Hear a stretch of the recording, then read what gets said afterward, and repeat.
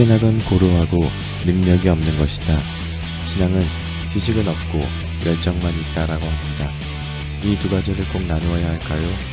지금 이 시대와 교회에 신앙과 신학의 조화는 꼭 필요합니다. 신신의 그 조화의 9번째 시간 성경 번역 이야기 지금 시작하겠습니다.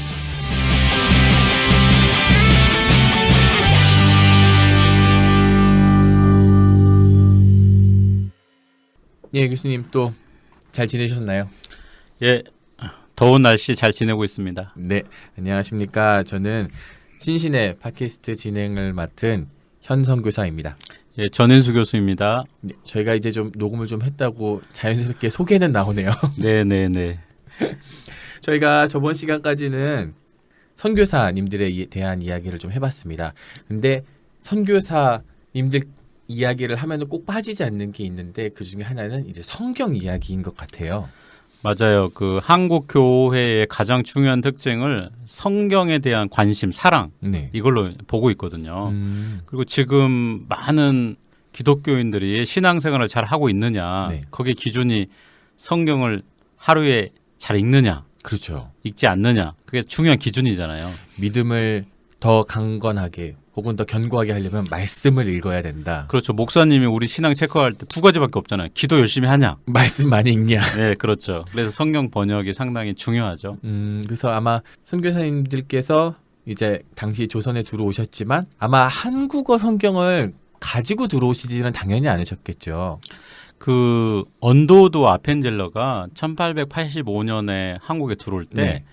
일본에서 이수정이 번역한 성경을 들고 왔다고 알려져 있거든요. 아, 그러면은 일본에서 조선어로 쓰여 있는 한글로 쓰여 있는 성경이 있었던 건가요? 그렇죠, 그렇죠. 그러니까 한국 교회가 좀 재밌는 부분이 뭐냐면은 선교사가 들어오기 전에 한국에는 이미 한국어 성경이 있었다는 거죠.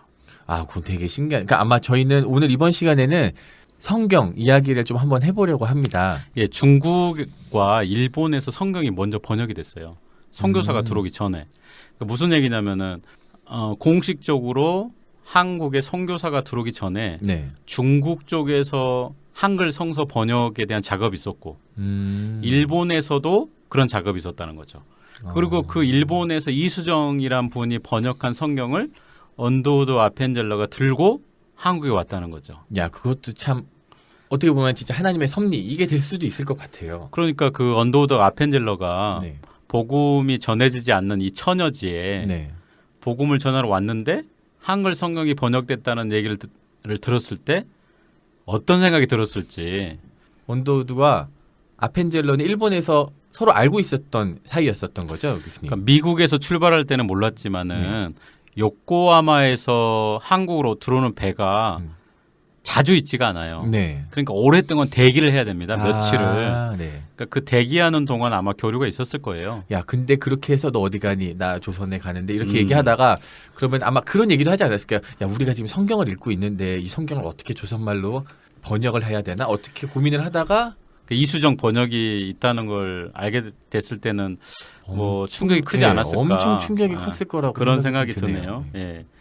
그리고 이제 근데 더 중요한 거는요. 일본에서보다 중국 쪽에서 먼저 성경이 번역됐어요. 그러니까 중국에 스코틀랜드 연합 장로교 소속 네. 중국 선교사가 있었죠. 두 사람이 네. 로스라는 사람하고 맥킨타이어라는 사람이 있었는데 지금 중국의 동북지방입니다. 네. 동북지방이라 하면은 조선족이 많이 살고 있는 지역이에요. 우리로 한반도를 기준으로 보면은 한반도의 북쪽이죠. 그렇죠. 예, 거기에 이제 고려문이라는 곳에서 선교 활동을 하셨던 분인데 고려문이라 하면은 이제 그 우주 상인들, 맞습니다. 홍삼이라든가 이런 거를 이제 중국 쪽에서 파는 상인들이 있었는데 이 사람들을 이제 목격하게 되면서 로스라든가 맥킨타이어가 우리는 조선에 들어가지 못하지만 조선어를 번역을 해가지고 저 사람들을 통해서 복음을 전해야 되겠다. 이런 생각을 하게 된 거죠. 그러면은 좀 간략하게 말하자면은 이제 존 로스라는 분과 맥킨타이어라는 이 선교사님들께서 중국 지역에서 그 국경 지역에서 이제 뭔가 사역을 하다가 조선 사람을 만나다가 조선 사람을 만나다가 저 사람들을 도움을 받아서 조선어 성경을 번역해서 이거를 기점으로 해서 다시 이제 조선어로 유입을 시키려고 그렇죠, 하는 그렇죠. 거죠. 예.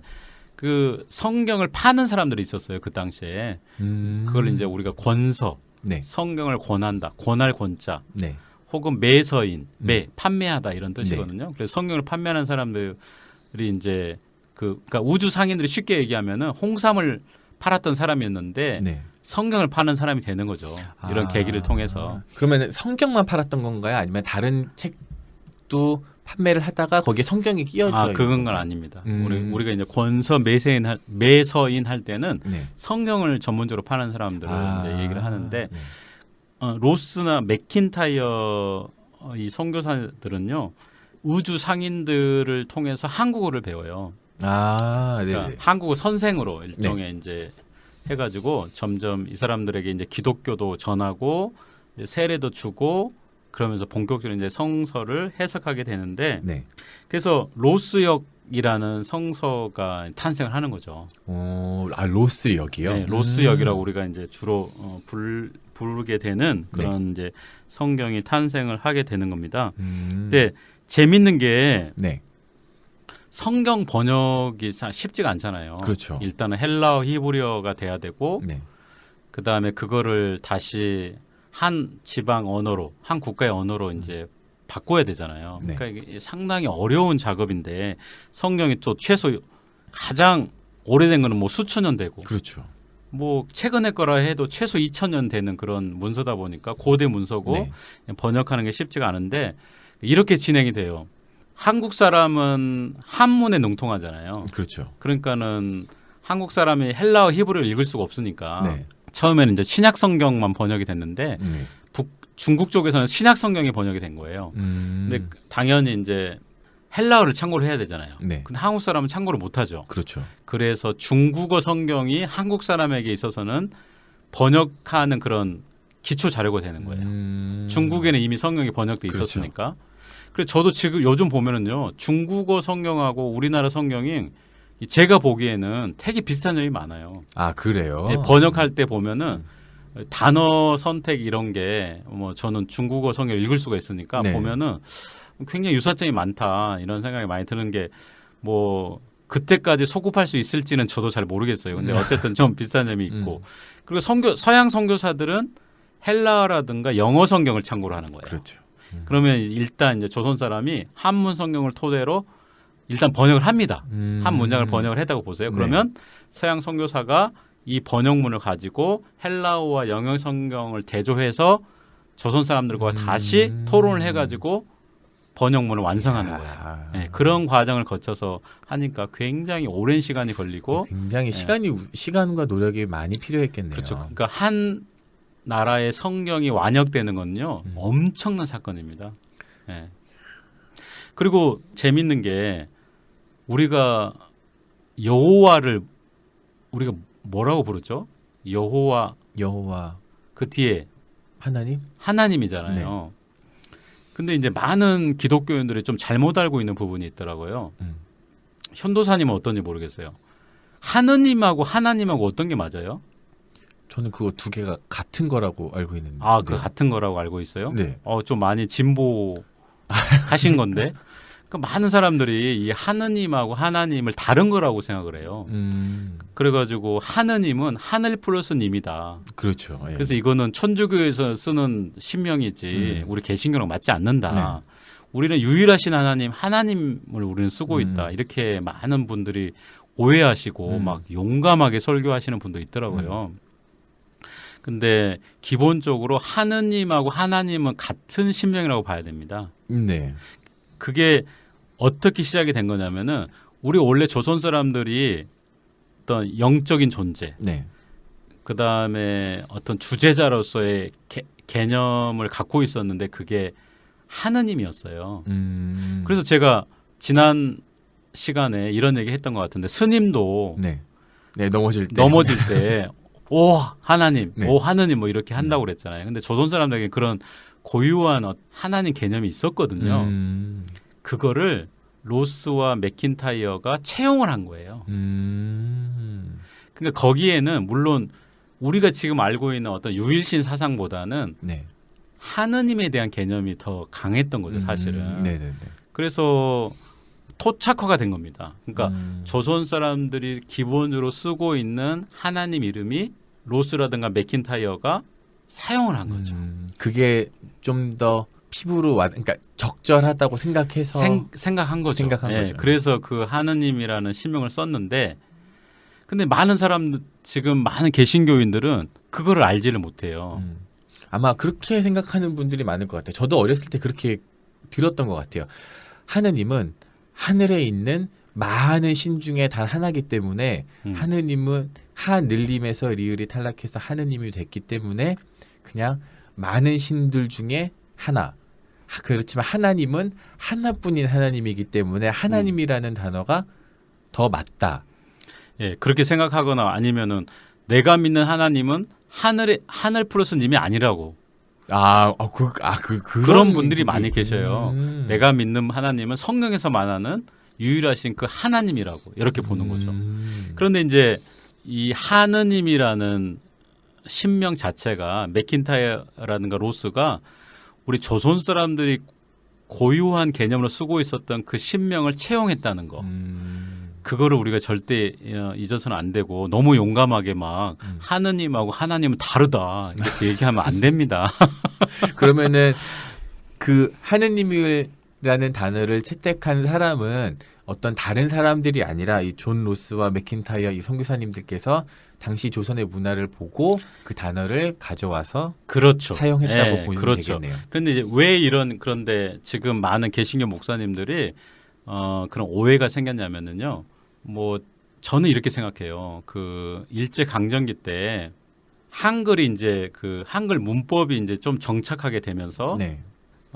하나님을 하느님으로 써야 된다. 이게 아마 이제 조선어를 표준화하는 사람들의 입장이었던 것 같아요. 네네. 그래서 하나님이라는 단어를 하느님으로 써야 되는 게 이제 우리 국어 문법에 맞다. 조선의 문법에. 그게 아마 이제 조선어 학자들이 이제 주장을 했던 거고 네. 많은 사람들이 그거를 채용을 했던 것 같아요. 그런데 그때 이제 우리 개신교에는 어떤 문제가 생겨버리냐면은 하느님하고 하나님을 구분해 버리는 거예요. 그래가지고 내가 믿는 하나님은 조선 사람들이 하늘 플러스 님 그거 아니다. 우리는 성경에서 믿는 유일하신 하나님을 믿고 있는 거다. 그러면서 그게 일종의 보수 신앙을 지키는 걸로 이데올로기화 돼버린 것 같습니다. 제가 보기에는. 역사 공부하면서 우리가 알아야 될 게 역사 공부를 하다 보면 이게 그 출발점의 가치가 그러니까 개신교 목사님들이 그 설교에서 용감하게 얘기하는 그런 게 100% 진리는 아니구나. 그렇죠. 네. 사실은 우리 선교사님들이라든가 한국 그 성경을 번역했던 분들이 굉장히 지혜롭게 우리 조상들이 쓰고 있었던 신명을 성경과 잘 매칭시킨 거구나. 이렇게 생각을 해야 되는 거죠. 그렇죠. 이 부분은 진짜로 좀 많이 아셨으면 좋겠어요. 그냥 무턱대고 하느님을 하고 얘기하니까 너 이단이야라고 얘기하면 그렇죠. 안 되는 거죠. 그거 한번 생각해 보세요. 그 탕자 비유 잘 아시죠? 네. 탕자 비유 보면은 이제 이 둘째 아들이 사고를 쳐가지고 돈 다 써버리잖아요. 그렇죠, 맞아요. 허랑방탕하게. 네. 그래서 집으로 돌아오잖아요. 네. 그러면서 아버지한테 하는 말이 뭐냐면 제가 하늘에 죄를 졌습니다. 그런 말이 나와요. 네. 하늘에. 그리고 또 이런 것도 어떠세요? 이거는 이제 좀 조던적인 질문일 수 있는데 천주란 말 아시죠? 그렇죠. 네. 그래서 우리 개신교인들이 천주란 말을 좀 안 좋아하잖아요. 네. 왜냐하면 하늘의 주인이다. 하늘의 주인. 근데 그 이런 찬송가 아세요? 전부여 의지 없어서 그 천은 네. 도대체 무슨 천자일까요? 하늘 천자겠죠. 같은 천자고 같은 부제잖아요. 천부와 천주는 뭐가 다를까요? 이런 생각이 들어요. 그러니까 우리가 너무 이데올로 하지 않았으면 좋겠고 거기 이 사람들의 어떤 우리 선조들의 지혜가 담긴 신명이다 이렇게 보시면 되고요. 재밌는 얘기 있습니다. 네. 그 천주라는 단어는 원래 이제 천주교에서 썼는데 굉장히 보수적인 단어예요. 하늘의 주인, 네. 그러니까 이 세계를 지배하신 주재자의 의미로 이제 쓰는 건데 왜냐하면 성경에 보면 하늘은 하나님이 거처하시는 공간으로서 그렇죠. 네. 이렇게 하늘 상징적인 나라. 의미를 갖고 있기 때문에 이제 천주라는 단어가 썼는데 이거는 보수적인 가톨릭 교인들이 원래 썼었어요. 왜 그러냐면은 토착하려고 했던 사람들은 중국에서 상제라는 단어를 썼거든요. 신명으로. 네. 우리식으로 하면은 하느님이에요. 하느님. 네. 근데 이제 보수적인 사람들은 그 상제라는 단어를 수용을 하지 않은 거죠. 그런데 지금 재밌는 게 뭐냐면 중국 기독교인들은요. 기도할 때 샹띠라고 하는데 그 샹띠가 바로 상제를 의미합니다. 지금도 그렇게 지금 중국 기독교인들은 다 상제라고 그래요. 하나님을. 그러니까 그게 이제 토착화된 거죠. 그러니까 우리가 생각하듯이 토착화가 어떤 의미에서는 기독교가 뿌리내리는데 굉장히 좋은 거예요. 그러니까 중국 기독교인 입장에서요. 네. 처음에 이렇게 생각할 수 있죠. 아 이거는 혼합주의 아니냐. 아니면 이거 상제 개념과 하나님 개념이 맞지가 않은데 네. 이건 무슨 혼란을 일으킬 수 있지 않느냐. 그렇게 생각할 수 있지만 지금 중국 기독교인들한테 상제가 누구냐고 하면은 당연히 성서에서 말하는 그 하나님. 여호와 하나님을 생각하지 누가 뭐 유교에서 말하는 그 상제를 생각하겠어요. 우리도 마찬가지입니다. 우리도 사실은 이 로스와 맥킨타이어가 성경을 번역할 때 하나님 개념을 채용을 했는데 누가 조선 사람들이 그 전통적으로 믿어왔던 하나님을 생각해요. 그렇죠. 당연히 성서에서 말하는 그 하나님을 생각을 하는 거죠. 예, 그래서 하느님 개념과 하나님 개념이 그렇게 이분화되는 개념이 아니다. 이런 부분들을 좀 알아주셨으면 좋겠고 네. 성경을 번역하는 사람들의 어떤 고민과 지혜가 예, 담겨 있다. 예, 그런 부분을 좀 알아주셨으면 좋겠습니다. 네. 네, 계속 한번 존 로스와 맥킨타이어 선교사님의 어떤 성경 이야기를 좀 더 자세히 알아보겠습니다. 좀 재밌는 얘기가 있더라고요. 그 로스 역 번역 있지 않습니까? 네. 거기에 이제 우주 사람들이 참여를 했잖아요. 네. 그러니까 어떤 문제가 생겼냐면은 조선 전체 이 성경을 보급하기가 좀 어려운 문제가 생겼어요. 혹시 지역 사투리 때문에 그렇죠, 그런가요? 그렇죠. 네, 여기- 의주라면은 소위 저희가 알고 있는 지금으로 따지자면 북한 지역이잖아요. 그렇죠. 평안도 네. 이런 사투리가 그 많이 반영이 됐다고 합니다. 네. 그래서 서울이라든가 이런 데 쓰기가 좀 어려웠다는 얘기가 있고 그다음에 중국에서는 이제 그렇게 성경이 번역이 됐는데 일본에서는 이제 이수정이라는 사람이 네. 그 일본에 농악을 배우러 사실 갔어요. 네. 근데 농악이라 하면은 농업 아니에요? 그렇죠. 한동안은 뭐 농업이라는 게 한국에서 굉장히 천시됐었잖아요. 네, 맞아요. 요즘 이제 그 생명공학 뭐 아니면 뭐 새로운 먹거리 바이오 테크놀로지 네, 이래가지고 이제 다시 농업이 새로운 각광을 받고 있는데 이수정이 일본에 건너갈 때쯤에는 이 농악이라는 것은 최첨단 산업이었어요. 그러니까 우리가 지금 생각하는 농업을 생각하면 안 됩니다. 지금처럼 그냥 어떤 그 당시에도 모내기 하고 이런 생각을 하면 안 되는 거죠. 그러니까 그 당시 농업이라는 거는 그 한 국가를 선도하는 산업이에요. 네. 그래서 선진적인 그런 농업 기술을 배우기 위해서 이수정이 갔는데 공교롭게도 자기를 농업 기술을 가르쳤던 일본 사람이 네. 기독교를 믿고 있었던 거죠. 그러면서 기독교에 관심을 갖게 됐고 자연스럽게 이제 성경을 이제 번역하게 됐는데 이수정은 우주 사람 같은 그런 상인이 아니에요. 학자인가요? 학자이기도 하고 관리이기도 하고 그러다 보니까 평안도 사투리식 그런 성경이 아니라 표준어. 굉장히 좀 한문투 국한문 혼용체로 성경이 번역됐다 하더라도 거기에는 굉장히 학자적인 그런 게 있었던 거죠. 뭐 적절한 비유인지 모르겠는데 개역개정과 쉬운 성경 뭐 이렇게 돼서 다른 버전이 나왔다고 아주 쉽게 얘기하면 뭐 그렇게도 네. 얘기할 수 있을 것 같아요. 근데 이제 어떻게 그 이수정의 번역과 로스 번역은 정말 굉장한 성과거든요. 네. 그러니까 한 나라의 언어로 성경이 번역된다는 거는 뭐랄까 기독교의 온 에너지가 농축되는 어떤 그런 작업이기도 하고 기독교 선교의 가장 큰 발판을 마련하는 거예요, 사실. 어떤 그런 작업이 일어났는데 문제는 이거예요. 선교사님들이 이제 본격적으로 미국에서 선교사들이 왔을 거 아니에요. 이미 성경이 번역이 된 거죠. 그러니까 자기들이 오기 전에 이미 성경이 번역이 됐으니까 선교 활동을 하기에는 굉장히 유리하잖아요. 그렇죠. 네. 근데 문제는 뭐냐? 이거를 계속 사용하기가 어려워요. 예를 들면은 아까도 얘기했다시피 로스역은 사투리가 그렇죠. 있고 그 다음에 이수정의 구약이라든가 이런 게 번역이 된 것도 아니고 이수정의 성경도 신약 성경에서 아주 일부만 번역이 된 거고. 네. 그래서 선교사님들은 이 두 개의 성경을 개정하거나 확장시키는 개념보다는 새롭게 만들고자 새롭게 했구나. 번역을 해야 되겠다 이런 생각을 하게 된 겁니다. 현도사님 우리 교회에서 지금 쓰고 있는 성경 판본 혹시 아세요? 그 뭐라고 부르는지? 개혁 개정 그렇죠. 뭐 아니에요? 개혁 개정이라고 네. 하잖아요. 개혁 개정의 뿌리를 찾아가다 보면은 이수정이라든가 로스까지 가는 게 아니고 네. 어디까지 가냐면은 미국에서 온 선교사님들이 한국에 와서 새롭게 성경을 번역하는 거기로 가는 거예요. 그 이걸 아까 저번 시간에 저희가 얘기했던 것처럼 광해원까지 가지 않고 연희 전문 연희 전문 거기까지만 간다고 생각하면 되겠네요.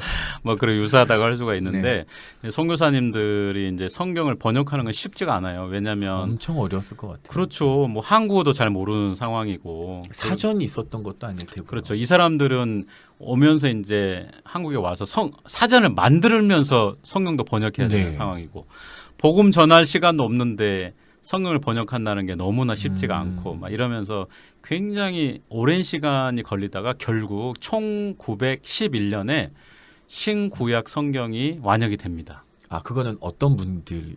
그러니까 네. 미국에서 오신 선교사님들이 계속 교체해 가면서 이 성경을 번역하게 되는데 거기는 물론 언더우드도 들어가고 네. 아펜젤로도 들어가고 그 뒤에 오시는 선교사님들이 그 작업에 투여가 돼가지고 결국 1911년에 성경이 번역이 되는데요. 그 성경이 오늘 개역 개정판까지 연결이 되는 거예요.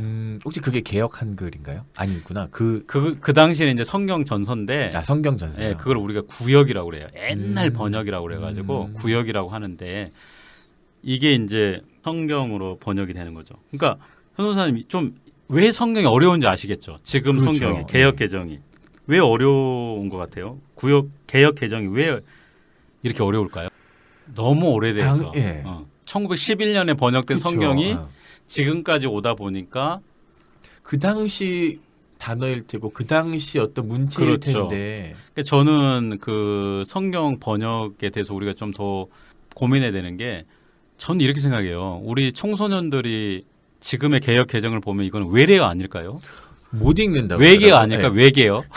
창세기 한 장 넘어가도 그 앞에 내용을 쌍글이 이제 잊어버리는 거죠. 이해도 무슨 못할 것 말인지. 같아요. 이해를 못하죠. 이해도 못. 그러니까 성경이 고대 문서기 때문에 어렵고 네, 가장 최근 것도 2000년이 넘었고 그렇죠. 그런 상황인데 번역까지 100년이 넘어버리는 번역이 사실 그거잖아요. 1911년이니까. 그러니까 얼마나 어렵겠어요 이게.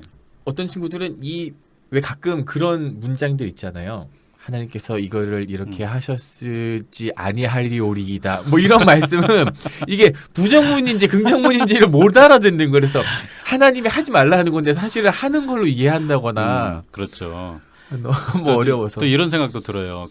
저도 이제 중국에서 중국어 성을 읽어봤기 때문에 느끼는 건데 한국에서 한국어를 배운 네. 외국인들이 개역 개정판을 보고 교회 생활을 할 수 있을까? 불가능하다고 생각합니다. 그렇죠. 한국인들도 못하는데요. 뭐. 또 다른 외국어가 아닐까? 그렇죠. 그런 의미에서 저는 특히 이 보수적인 기독교인들이 성경에 대한 관점을 좀 많이 바꿔야 된다고 생각하는 거예요. 저는 개인적으로 표준세 번역을 좀 많이 읽거든요. 그거랑 젊은 친구들한테는 만약에 정말 힘들면 뭐 번역의 어떤 의미가 달라진다고는 하지만 쉬운 성경 읽으라고 해요. 왜냐하면 이해가 돼야지 그렇죠. 은혜도 받는 건데. 네네. 그러니까 저는 이거를 그렇게 되면 이제 중고등학생들이 보는 성경과 어른들이 보는 성경이 다르잖아요. 그렇죠. 그럼 어떻게 되느냐? 이제 제 개인적인 생각은 현대어로 바꾼 성경을 전 교인이 사용해야 된다고 저는 보는 거죠. 그렇죠. 그런데 지금 이게 보수적인 교회들 때문에 잘 안 돼요.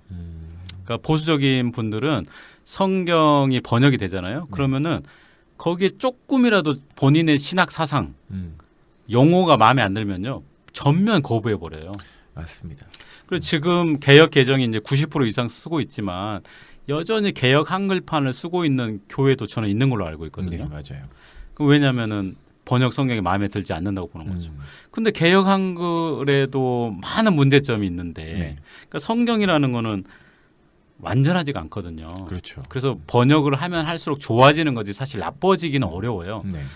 그리고 지금 한국에 저는 이런 사람들도 있는 걸로 알고 있습니다. KJV 네. 흠정영만이 온전한 온전한 하나님의 하나님의 성경이다. 성경이기 때문에 개역 개정판이 뭔 말이냐 이런 분도 있는 걸로 알고 있고요. 네, 맞아요. 그리고 이 사람들은 KJV를 바로 직역해가지고 음. 성경으로 보고 있는 교회도 있더라고요. 네, 맞습니다. 그 은근히 많이 있더라고요. 또 미국에서도 그 말씀하신 것처럼 킹 제임스 버전만이 그렇죠. 그게 미국에 생긴 거죠. 네, 맞아요. 근데 저는 참 미국 사람들 왜 그런데 에너지를 쓸까요? 그러니까요. 이게 너무 어떤 면에서는 너무 진지한 게 사실은 문제가 생길 때가 있어요. 그러니까 저는 오히려 그 성경은 시간이 지날수록 번역이 더 잘된 번역이 나오지 절대 나쁜 번역이 나오기 힘들어요. 네. 그래서 더 얼마나 많은 학자들이 연구하면서 이 단어가 사실은 이런 단어였는데 그리고 이런 의미였는데 그 동안에 좀 잘못 해석했으니 이제 좀 개정하자라는 것들이 계속 나오고 있지 않습니까? 그렇죠. 1911년에 이제 성서가 구역이죠. 네. 구역이 이제 완역이 돼가지고 사용을 하다가 1938년에 한 번 더 개정됩니다. 그리고는 또 1961년에 한 번 더 개정이 돼요. 네. 이게 개역 한글판이에요. 아, 61년 된 게 네. 개역 한글판이구나요. 그거를 이제 최근까지 우리가 쓰고 있었던 거죠. 그러니까 얼마나 성경이 어려웠겠어요. 그죠? 아이고, 61년이면은 언제죠? 그러니까 저도 개역 개정을 읽다가 표준 세번역을 읽으면요. 전혀 다른 책을 읽는 것 같아요. 느낌이. 네. 네, 그래서 저는 이제 표준 세번역을 저의 그 늘 보충 성경으로 갖고 다니거든요. 네. 네, 그래서 개역 개정에서 뜻이 잘 이해가 안 되면은 표준 세번역을 읽는 거죠. 네, 맞아요. 제가 아는 권사님께도 사실은 잘 이해가 안 되시면은 표준 세번역이나 예전에는 또 현대인의 성경이라는 것도 현대인의 성경도 있었고 있었죠. 요즘에 이제 더 쉬운 성경 이런 것들이 나왔으니까 이걸 좀 보시면 된다 그러니까 그분들의 대답은 이런 것들이세요. 은혜가 안 된다는 거예요. 이게 개역 개정 같은 경우는 하셨느니라 예수께서 가라사대 왜 그렇게 해야 은혜가 되죠? 그러니까 그런 거에 어떤 문제가 사실은 아닌데 그러니까 그래서 전혀 그 이해하기 어렵고 근데 네. 어떤 보수적인 분들은 또 표준 세번역 번역본이 마음에 안 들기 때문에 채택을 안 하는 거거든요. 네네. 네, 좀 생각을 많이 바꾸셨으면 좋겠어요. 우리가 왜 두 개의 성경을 따로 봐요? 표준 세번역을 보면 되죠. 저 개인적인 생각은 그렇거든요. 네네. 그래서 요즘 세대에 맞게 성경이 번역돼야 되고 이렇게 복음 전하기도 어렵고 성경 이해하기도 어려운데 왜 우리가 그 어려운 성경을 봐야 되는지 맞습니다. 좀 어려운 부분이 있고요. 아니면 교회도 좀 자유를 많이 좀 줬으면 좋겠어요. 이것도 읽어보시고 저것도 읽어보시고 좀 그러니까 이런 건 사실 좋아요. 뭐냐면 이제 미국과 한국 교회가 다른 점이 미국은 교회마다 보는 성경이 많이 다르잖아요. 맞아요. 근데 저는 이제 개인적으로 한국 교회에서 공부하는 사람으로서 한국 교회가 같은 성경을 보는 게 엄청난 축복이라고 생각해요. 저는 오히려 네. 한국 교회가 어디에 가든지 같은 성경을 네. 펴고 같은 찬송을 부르고 맞습니다. 이게 한국 교회 굉장히 좋은 전통인데 그런 좋은 전통에다가 한 발자국 더 나아가서 더 현대화되고 좀 이해하기도 쉽고 그다음에 청소년들과 외국인도 고려하고 그다음에 원어에 더 가깝고 사실 네네. 더 잘된 번역이 있는데도 왜 우리가 옛날 거를 쓰는 게 더 신앙적으로 생각하고 그런 부분은 조금 잘못된 생각이 아닌가 싶어요. 저는 사실. 저도 좀 그런 부분에 있어서는 좀 동의하는 편입니다. 예. 우선 왜 그런 말 있잖아요. 우선 먹여놓고 음. 살리고 숨을 쉬게 한 다음에 복음을 전해야 되는 것처럼 예. 이해를 시킨 다음에 말씀을 전해야 되는데 그리고 그 옛날 성경을 읽으면요 말씀을 오해할 부분도 많이 있어요. 맞습니다. 그러니까 요즘 성경 보면 훨씬 더 선명하게 분명하게 번역이 돼 있어가지고 오해의 소지가 많이 없는 부분도 있고. 근데 아까 현대어 성경 좀 말씀하셨잖아요. 네.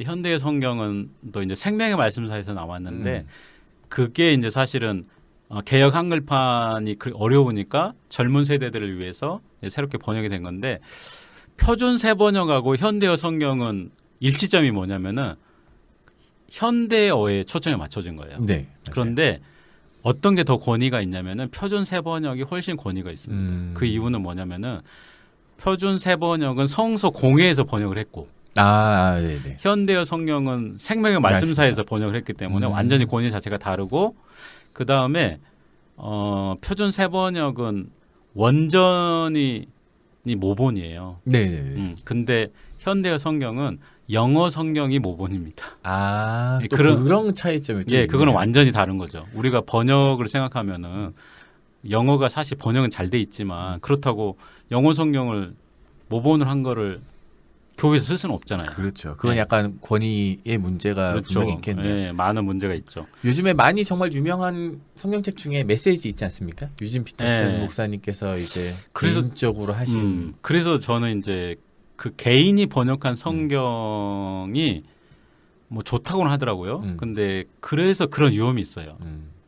개인이 한 성경 전체를 이해하기는 사실 어렵거든요. 네. 그리고 히브리어, 헬라어 이런 부분에 정통하기도 사실 쉽지 맞습니다. 않고, 네. 예. 그래서 조금 그런 부분이 염려가 되고, 사본학 관련하신 분들 좀 그 강의도 듣고 그러다 보면 이게 히브리어를 읽고 쓴다고 해서 번역을 할 수 있는 것도 아니라고 그렇죠. 하더라고요. 예. 단순하게 이제 예. 그 단어를 알고 뭐 문법을 알아서 그러니까 번역을 할 수 있는 게 아니라 더 깊은 경지가 필요하다라고 얘기하시더라고요. 혹시 공동 번역 들어보셨어요?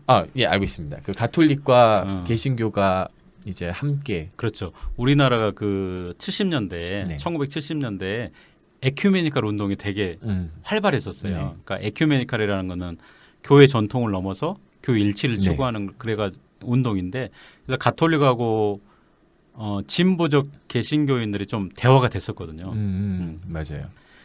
그래가지고 이제 공동 번역에 출연을 했는데 보수적 교회가 전면적으로 거부했어요. 네, 그건 좀 거부했다고. 네, 그 성경을. 근데 그게 되게 전 세계적으로도 처음 있는 일이었었죠. 가톨릭과 기독교가 같은 성경을 그러니까 보이려고 했다라는 게. 처음인 건지는 저는 정확히는 모르겠는데 우리나라 역사에서 앞으로 그럴 일이 없을 것 같아요. 그렇죠. 그런 일이 있을 수 있을까? 그렇죠. 네, 그런 생각은 들어요. 그래서 굉장히 역사적 의의가 있는 거죠. 그때 참여했었던 목사님 중에 이제 그분이 유명하신 문익환 목사님이 그렇죠, 아마 그렇죠. 예, 모니카 거기에- 목사님이 구약 쪽에 상당한 대가시니까 그때 이제 그 보수적인 교회가 공동 번역을 거부한 이유 중에 하나가 그게 하느님이라는 신명을 써가지고. 근데 사실 하느님하고 하나님이라는 게 그렇게 막 싸울 문제가 아닌데 사실 제가 처음에도 얘기했다시피 네, 그거를 그렇게 중요한 사안을 엎을 정도의 사안이 아님에도 불구하고 사실은 하나님하고 하느님이라는 게 같은 이름인데 네. 마치 다른 이름인 것처럼 그래서 역사라는 게 중요한 거예요. 만약에 로스 번역에서 그 신명이 출연했다는 거를 목사님들 깊이 알았다면 그런 반대하기 어렵지 않을까요? 그렇겠죠. 그냥 그렇죠. 왜냐하면 하느님이라는 단어에는 이미 유일하신 하나님이라는 개념이 있거든요. 예. 근데 참 아쉬운 사건. 개인적으로도 저도 그게 참 아쉬운 사건이라고 생각해요. 예, 우리 개신교에서는 거의 뭐 폐기 처분 되다시피 했는데 가톨릭은요 최근까지도 그 성경을 공통의 성경으로 썼었어요. 예배 시간에 물론 받고 우리가 개혁 한글판 쓰듯이 쓴 거죠. 그렇죠. 근데 제가 알기로 최근에도 가톨릭 교회에서 다시 성서 번역이 됐다고 하더라고요. 그래서 요즘 그 가톨릭은 그래서 그냥 성경 이렇게 써 있더라고요. 네, 그래서 어쨌든 좀 그런 의미 있는 작업이 있었는데 근데 제가 이렇게 얘기하다 보니까 이제 보수적인 분들이 이거 팟캐스트 듣다가 좀 오해하실 수 있는데 저는 좀 교회에서 공부하다 보면은 너무 진지한 게 사실은 문제가 생길 때가 있더라고요. 그러니까는 목숨처럼 붙드는 게 사실은 별로 의미 없는 것일 수도 있는데 그러실 수가 있.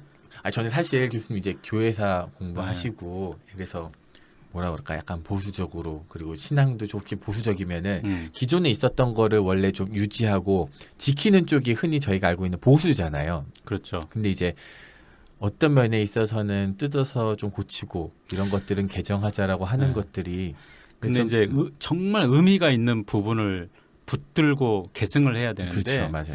사실 따지고 보면은 별로 안 중요한데 음. 아니면은 왜곡된 거를 붙들고 막 목숨처럼 지킬 수도 있잖아요. 그런 부분들에 좀 아쉬움이 있는 거죠. 네. 맞습니다. 혹시 저희가 알고 있는 그 존 로스 맥킨타이어 선교사님의 최초 어떤 그런 성경 사본이라든지 그런 게 혹시 남아 있는 게 있나요? 박물관 같은 데 가면 좀 볼 수 예, 있나요? 저는 뭐 직접 보지는 못했는데 네. 남아 있는 걸로 알고 있습니다. 예, 음. 그래서 아마 기독교 어떤 그런 성경을 네. 연구하시거나 아니면 뭐 수집하는 분들 박물관이나 이런 데는 충분히 보실 수 있는 걸로 이렇게 알고 있습니다.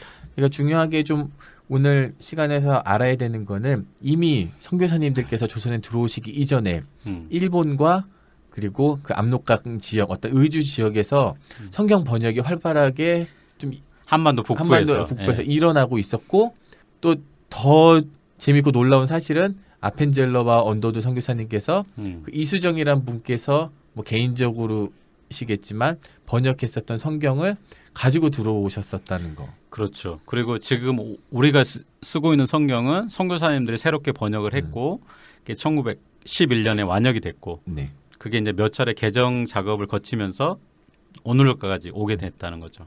한국 조선 기독교는 굉장한 특이점인데 그게 뭐냐면 선교사님이 들어오시기 이전에 공동체가 형성이 되고 그렇죠. 선교사님께서 들어오시기 이전에 말씀이 번역이 되고 이건 네네. 정말 놀라운 일인 것 같아요. 그리고 한국 교인들은 특별히 성경을 사랑했어요. 그래서 매일 성경을 읽고 그거를 이제 실천하기를 애써왔던 분들이죠. 요즘 근데 성경을 점점 교회 다니는 기독교인들이 들고 다니지 않는 것이 좀 안타깝더라고요. 맞습니다. 대부분 스마트폰이나 음, 다른 데 요즘에도 청년들하고 예배드리자면은 말씀 읽겠습니다 하면 성경책을 피는 게 아니라 예, 스마트폰을 스마트폰으로 이렇게 그러면 성경을 읽기가 어렵죠. 맞습니다. 네. 그리고 점점 우리 기독교인들 손에서 성경이 떠나가는 것 같아서 좀 아쉽긴 해요. 그래서 우리가 하나님의 말씀을 발견할 수 있는 유일한 근거거든요. 네. 다른 데서는 절대 하나님의 목소리를 들을 수가 없어요. 성경을 조금 더 사랑했으면 하는 복음적인 메시지로 네. 마무리하고 싶습니다. 네. 저희가 항상 가까이 있기 때문에 그 세브란스 병원의 어떤 중요함, 언더우드 선교사님들의 어떤 감사함을 잊고 있는 것처럼 저희들의 손에 날마다 익혀질 수 있는 성경이 어떠한 과정을 거쳐서 우리에게 왔는지 좀 알아보는 저한테도 개인적으로도 좀 좋은 시간이었습니다. 감사하고 다음 시간에 또 좋은 주제로 다시 찾아뵙겠습니다. 감사합니다. 예, 감사합니다.